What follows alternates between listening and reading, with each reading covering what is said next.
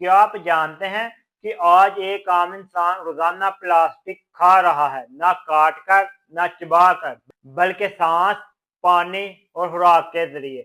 वो सबसे खतरनाक बात यह है, ये प्लास्टिक नजर नहीं आता, जायका नहीं बदलता, मगर खामोशी से हमारे हार्मोन, स्पर्म, एग, हमल और बच्चों के मुस्तकबिल को मुतासर कर रहा है।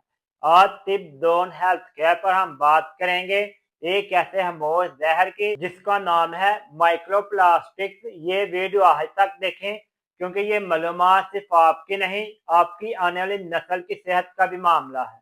माइक्रोप्लास्टिक प्लास्टिक के वो नहायत बारीक ज़रात हैं जो 5 मिलीमीटर से भी छोटे होते हैं। आम आंख से नजर नहीं आते, मगर हवा, पानी और राख में हर जगह मौजूद है।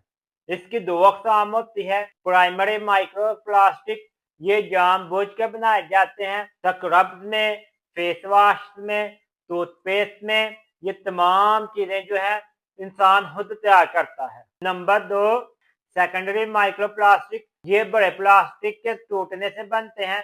प्लास्टिक बोतलें, food rappers, shopping bag, disposable cup, plates. यानी प्लास्टिक खत्म नहीं होता, बस टूट कर जिस्म में दाखिल हो जाता है। हम रोजाना माइक्रोप्लास्टिक खा रहे हैं और सांस से अंदर भी ले रहे हैं। आम ज़राए के मुताबिक प्लास्टिक बोतल का पानी, प्लास्टिक के बैग में खुराक, माइक्रोवेव में प्लास्टिक के बर्तन रखना, बंद डिब्बा, प्लास्टिक टी बैग, रिफाइंड नमक, समंदरी मछली और सी फूड्स। इसके अलावा हवा के जरिए, सांस के जरिए हम अपने अंदर प्लास्टिक लेकर जा रहे हैं। एक तहकीक के मुताबिक एक इंसान सालाना तकरीबन 1 क्रेडिट कार्ड के बराबर प्लास्टिक जिस्म के अंदर दाखिल कर रहा है। माइक्रोप्लास्टिक जिस्म में जाकर क्रोनिक इन्फ्लेमेशन पैदा करता है, आंतों और मैदे को मुतासर करता है, जिगर पर दबाव डालता है, इम्यूनी सिस्टम कमजोर करता है। लेकिन सबसे खतरनाक बात है, हार्मोन की नकल करते हैं या असर हार्मोन को ब्लॉक कर देते हैं, जिससे पूरा हार्मोनी निजाम बिगड़ जाता है। आए अब माइक्रोप्लास्टिक के वतन पर असरात देखते हैं। ये पीसीओएस की वजह बनते हैं,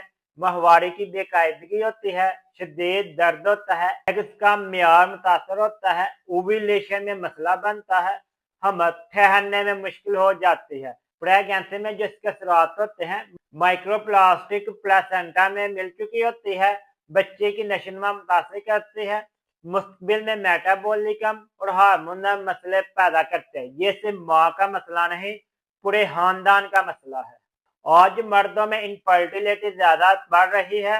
तहकीक के मुताबिक माइक्रोप्लास्टिक्स स्पर्म की तादाद कम करते हैं, स्पर्म की हरकत कमजोर करते हैं, स्पर्म के साथ खराब करते हैं, डीएनए डैमेज कर देते हैं। ये सिर्फ यहाँ तक नहीं नुकसान देते, बल्कि इंसानी स्पर्म और हुस्सियों में माइक्रोप्लास्टिक पाए जा चुके हैं।